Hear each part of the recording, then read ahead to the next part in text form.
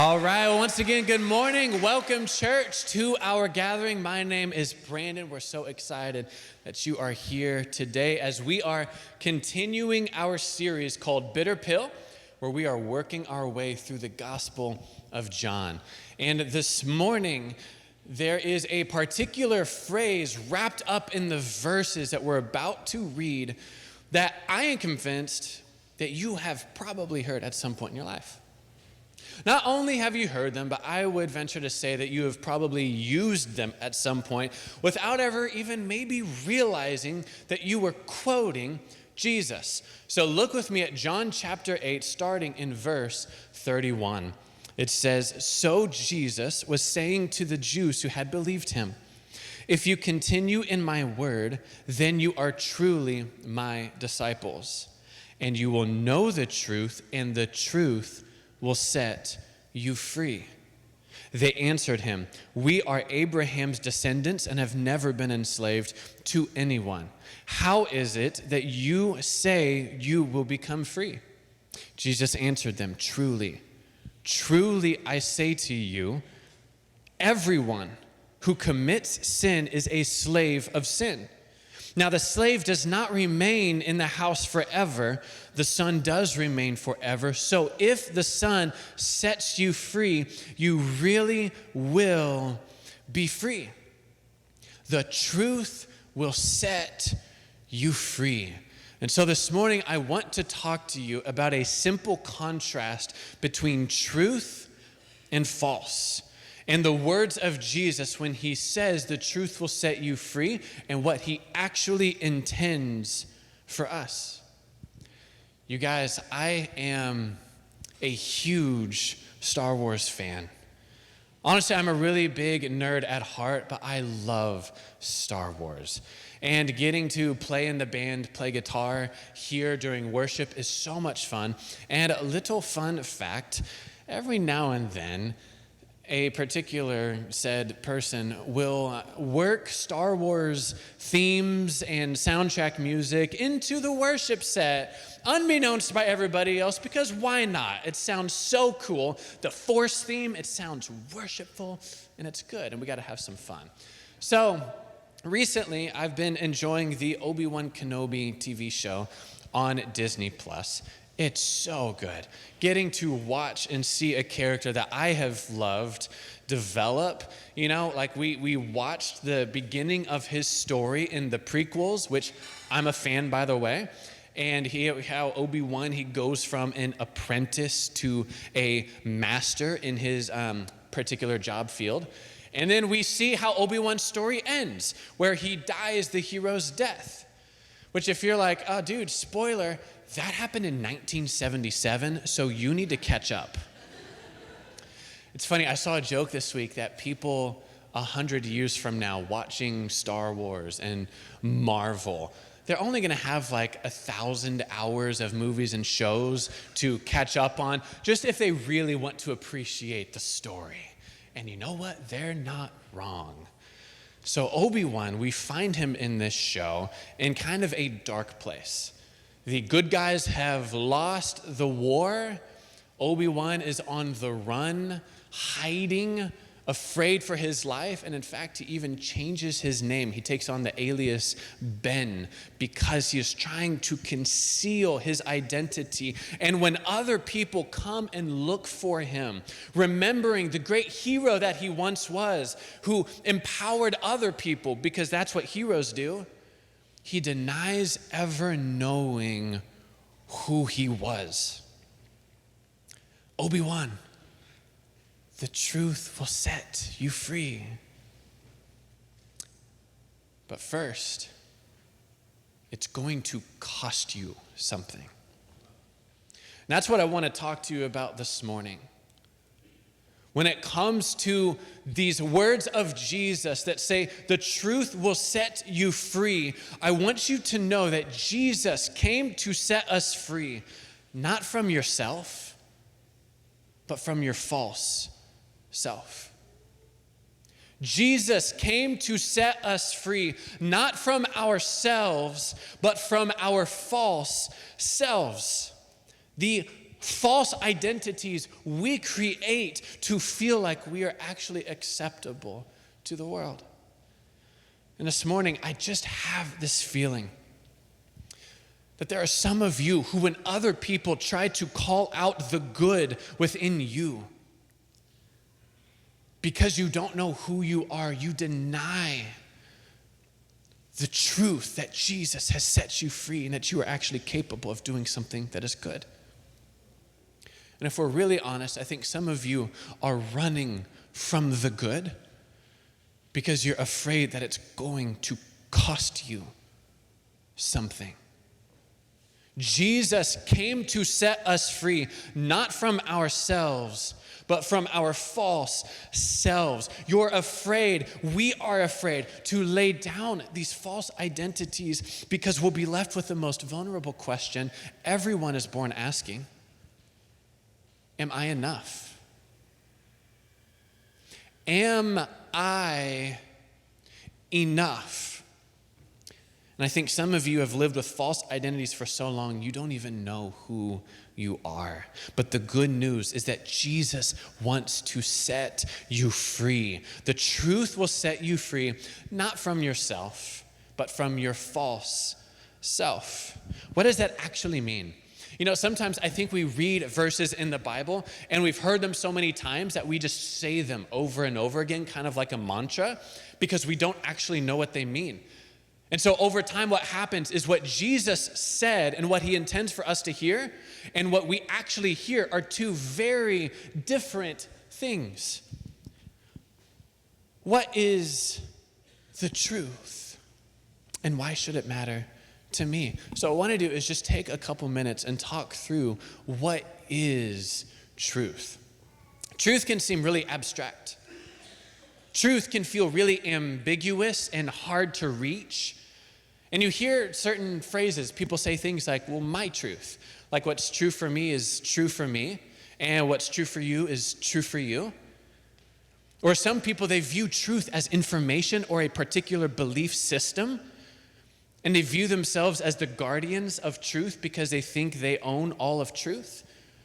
And what happens is whenever we start to view truth as information, it becomes very difficult to define and agree on and understand.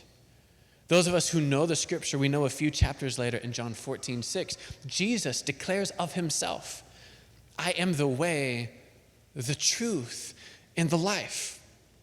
So then what this shows us is that truth is not so much about information, it's about a person. Our question is not so much, what is truth? Rather, it becomes who is true. Because the stepping of Jesus entering human history shows us that truth is not so much abstract, but it's personal. Jesus moves the truth from the abstract to the intimate. He makes it personal. So when Jesus says the truth will set you free, he's not talking about giving us truth. Rather, he's talking about making us true. Jesus isn't talking about making some sort of information seminar for us to grab information and feel like we have the right belief systems. He's coming to transform your heart. But what does that actually mean and what does it look like? It means for Christians, if we've been transformed by a God who is love, we become more loving. If we have experienced forgiveness, it means that we become more forgiving. If we have come to know hope, then we become more hopeful. If we have experienced the good and the beautiful and the true, shouldn't we reflect those things as well? If we've been transformed and we're being recreated as new creatures by the Creator, the source of all creativity, then shouldn't we become more creative? Jesus takes the concept of truth and he moves it from information to intimacy, because the most important truth is the truth that actually changes you. Jesus wants to make us true so we reflect his goodness. This has more to do with your identity than it does your personal belief systems. Truth is about information. Being true is about transformation. And I think this is what has happened for a lot of Christians, is that they have viewed their faith as information to learn rather than an intimacy to experience. If you know God is love, yet you remain a hateful person, you're not true. If you know that God is peace, and yet you promote violence and injustice and racism and disunity, you are not true. Jesus came to set us free so that we could actually have life. And it makes me sad to think that there are actually Christians thinking they are living life. And when God looks at it, he thinks that's not a life, that's an existence. And it breaks my heart that you think that is a life. It's because you can have the truth up here and miss the true within here. The most important truth is the truth that actually changes you. So as the church, we have to elevate our conversation when it comes to truth from information to transformation, from knowing truth to being made true.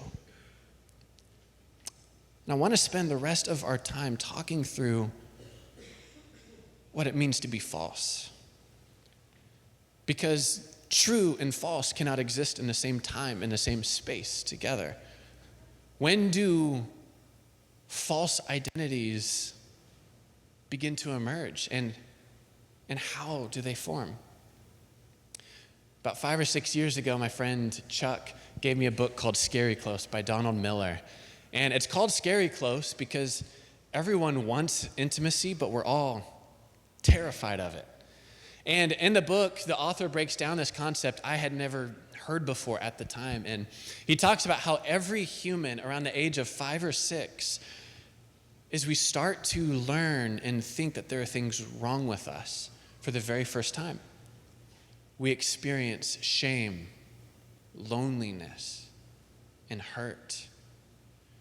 So because we don't yet have the proper tools in place to cope with those things, we begin building layers, masks, shields around who we really are to protect ourselves so we can feel safe. So things like your humor, your wit, sarcasm, intelligence, and so on. And for me, I can remember, since I love Star Wars, I remember being a kid and I had this Darth Vader costume. I loved wearing it all the time, everywhere. How many of you have kids and they just want to wear the same costume or dress-up clothes all the time, everywhere? And it's like, no, you got to take that off today. You got to put on real clothes because we're going to school. You can't wear your Elsa dress for the 5th day in a row. It has stains on it and there's food and it smells and it's really weird. And I'm obviously venting right now about my own situation. So I had this Darth Vader costume. I remember we moved neighborhoods, and I was like 6 years old. I wanted to go make some new friends. And I was on the way out the door wearing my Darth Vader costume. And I remember my parents being like, please, for the love, don't wear that out in public. But for me, I didn't believe Brandon was enough. So I literally wore a mask.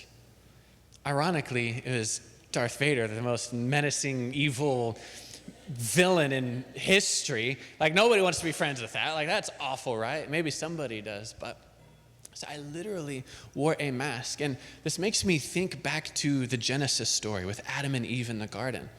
And the scripture tells us that they were fully naked and they were not ashamed. That's a weird thought, isn't it? They were fully naked and they weren't ashamed. Imagine going to work naked, going to church naked, gardening, working out, playing sports, going to restaurants, being at Golden Corral naked. Like and unashamed, how do you do that? Like the shame that you would feel. I say that, and you know, just somewhere there is someone who is just narcissistic enough that they would not be ashamed of that. But for me, I believe that Adam and Eve, they were not just physically naked, but I believe that they were emotionally and mentally naked as well. That every thought, word and emotion laid bare between one another, and it was the greatest level of intimacy that God originally designed for us. And I believe that because you can hide behind language. You can hide behind your words. And it wasn't until sin entered their being and it polluted their soul that they began to feel shame. And so what did they do? They made clothes for themselves and they covered themselves up in an attempt to hide their shame. And that was a physical thing to do, but it was really a reflection of what they were experiencing within, that they were not enough. And ever since this moment, humankind has tried being the answer to our own question. Am I enough? Is the real me actually acceptable to the world? And this is where we learn to build masks, create false identities for ourselves. It starts out really simple and cute as a kid, and it just gets more and more complex the older that we get. And where this really gets messy is this mindset where we start trying to prove ourselves to other people because we think if I can just prove to somebody else that I'm enough, then I'll actually believe that about myself. So then we learn these different rules and frameworks, and we all have our different approaches to this. You know, maybe you learn to figure out what is good and bad, what is right and what is wrong, and then I'm just going to work really hard to be right and good all the time and actually earn my acceptance. Or maybe it's I'm going to anticipate other people's needs and serve and just work as hard as I can to meet the needs of everybody around me at the expense of my own, because maybe then someone will anticipate my needs and love me. Or man, if I could just accomplish fill in the blank, then someone will see me. Or if I could just be unique enough and do something extraordinary, then people won't reject me or abandon me. If I could just be alone and have all the time to myself to think, then I could show the world how capable I am.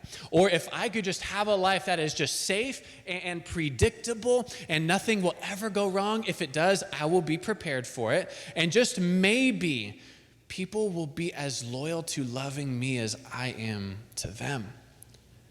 Or if I could just feel up here all the time, enjoy all the highs, never feel sad. Or if I could just be strong enough that no one will ever hurt me. Or if I could just blend in, don't disrupt the peace, conform, be a social chameleon, never let people really see me, but that way I will never feel lonely. We all have our own creative ways that we work to make ourselves safe, to put layers outside of who we really are because we don't think that we are acceptable to the world. And the reality of Jesus is that he came to set us free, not from ourselves, the true, but from our false selves. I believe that these things flesh themselves out when all of these different feelings we get when they rise to the surface, that we tend to act out in one of two ways. And maybe one of these relates with you. The first one is this, is that we compensate. When you feel like you aren't enough, you compensate because you want to try and make yourself more so people will notice you. So if I could just be the best, if I could have the most fill in the blank, then I'll prove that I'm enough. Have you ever met a critic? That's who this type of person is. They're the one who, no matter how hard everyone tries to please them, they're just angry and they're bitter all the time at everyone and everything. And they're always trying to bring people down to their size. Do you know why? Because they're unhappy with their own life. So to feel better, they have to bring others down to them. These are the people with an agenda and a chip on their shoulder, and they cause disunity everywhere they go. These people care more about their own ideas than actually changing the world, because the moment the world changes for the better is the moment the world elevates beyond the type of person they're choosing to be. They compensate. Could this be you? The second reaction, whenever we feel less than, is that we move towards self-deprecating. We self-deprecate. We feel less, so we actually make ourselves less. We think, if I can just make myself less and bring myself down, then other people won't have to do it for me. This is the one I relate with. The last few months I've been going through a lot of intense counseling and therapy and talking through a lot of traumatic experiences from childhood and my past. And a few weeks ago, I had what I feel is a breakthrough moment with my counselor. We were talking through stuff, and I shared with him, I don't like this dynamic about myself where in every arena I'm in, I'm always bringing myself down. I'm always making myself less. And like a good coach, counselor, or friend can do is they ask good questions to help you see differently. So he asked me a series of questions. About 20 minutes later, I found myself going back to this moment when I was younger. And I remember going to church or school, and I was kind of a weird kid. I was kind of odd, and not a lot has changed since this moment in time, but I've developed different tools for dealing with that. And I remember being in the car, going to church and praying, God, please don't let anyone make fun of me, not tonight. I just want to go and hide and blend in. My counselor stopped me and he goes, Brandon, whoa, do you see what just happened? This whole conversation has come around full circle. You, as an adult, choose to make yourself less to control what other people can do to you because you've been doing this for a really long time. He's like, do you know how long it takes to get a doctorate degree? I don't know if any of you here have your doctorate, but it takes about 10 years. He's like, if you've been doing this since you're 5 years old, you've got 2 doctorate degrees, a bachelor's, maybe a master's, you're really good at this. And honestly, we have some work to do. Church, we have some work to do. The reality for so many of us is we're trying to be the answer to our own question, am I enough?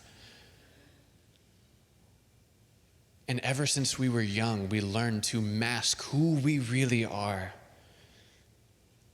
It was cute, it was innocent when we were young, and as we get older, it looks more and more messy and more complicated. But the reality is Jesus wants to set us free from our false selves and to make us true.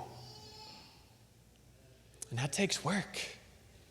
It takes a lot of work. How do we do this? Look again with me at the last part of our passage today in John chapter 8, verse 35. Jesus says, now the slave does not remain in the house forever. The Son does remain forever. So if the Son sets you free, you really will be free. Other translations say you'll be free indeed. And I'm like, I don't know what the indeed part is, but I want it. I want that freedom. And what I think is so intriguing is that we can relinquish our freedom with our freedom. We can use our freedom to actually give up our freedom. And you know how you get that back? It's not by yourself. A slave cannot set itself free. It takes the work of the Son, someone who has the rights and the ownership within the house to actually break you out of your bondage. But guys, Jesus has already set us free. What we have to do is confess and surrender and lay down our masks. To stop hiding behind versions of ourselves that we think is acceptable to the world. and be true. Because that's the person God created you to be, and he declares that you are worthy, that you are good. So why should we disagree with the creator of the universe? So how do we do that? And I know that while I'm talking and you're thinking to yourself about where you see this within your own world, there might be a lot there. This gets really messy and complicated. So this morning, I don't have all the answers for your healing journey. The intention of this conversation is for God to open up your eyes to have awareness, and hopefully for the Holy Spirit to convict your heart, to soften up and to surrender and to relinquish. From there is up to you.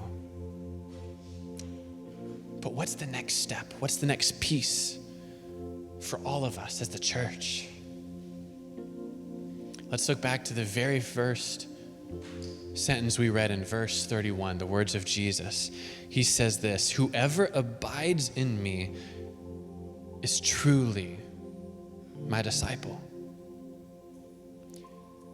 Do you want to know how we relinquish our false identities, how we initiate that journey?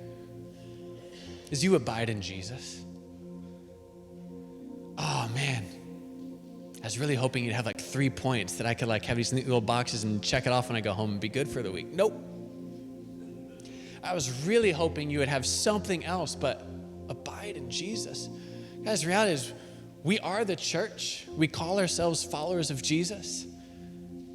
Sometimes we don't want to do the very thing that Jesus intended us to do, and that is have intimacy, because it's terrifying, even with our Creator who knows us fully and loves us fully. Sometimes I think that it is our human brain trying to rationalize the really complex reality of the world, where we think, man, if I could just have these neat little boxes that I could check and little things that I could do with my faith, and I'll be good. But guys, the intention of our faith is to see and embrace the mystery of who God is, and to just stop and get lost in worship of Him. There's mystery, there's intrigue. Why would we expect the answer to all of our stuff to be anything but Jesus? So we abide in Him. The truth will set you free. Jesus came to set us free, not from ourselves, but from our false selves. I'm going to give you just a next step together. We're going to take communion in just a moment. And there are communion elements here at the front of the stage, as well as in the back of the room. And what's going to happen in a minute is the band's going to play a song. We'll have some communion instructions up on the screen for you to read. And you're actually going to get up out of your seat to take communion. Take it back to your seat and take it when you're ready during the song. But there's a catch this morning. Not really a catch, it's an invitation. If you choose to come and to take communion, then I want you to come as your true self. When you get up, I want you to become aware of who you really are and embrace that person when you come and you take the elements. And when you go back to your seat, as you hold the juice and the cracker that represents Jesus' body that was broken for us, would you allow the false identities to be crushed, to be crucified, to be laid down for Jesus to make you true? Listen to this song.